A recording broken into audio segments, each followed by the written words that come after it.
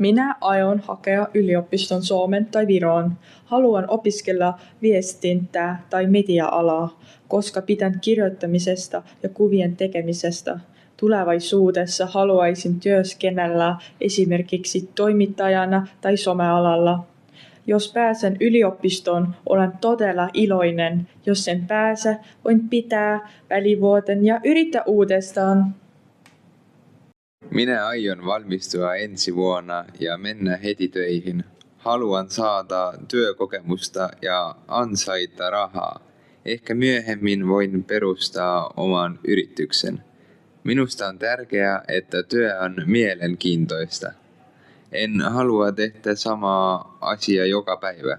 Jos saan hyvän työpaikan, voin jäädä Viroon.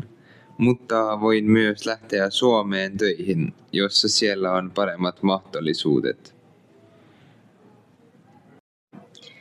Minä haluan opiskella matkailualaa. Tulevaisuudessa haluaisin työskennellä hotellissa tai lentokentällä.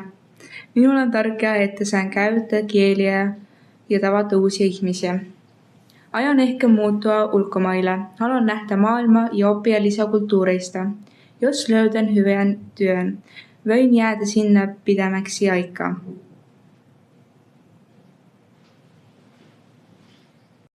Minä en tiedä vielä, mitä haluan tehdä.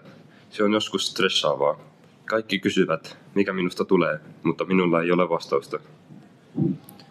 Ehkä pidän välivuoden ja menen töihin, tai sitten menen armeijaan ja mietin sen jälkeen. Minusta on tärkeää, että löydän työn, josta pidän.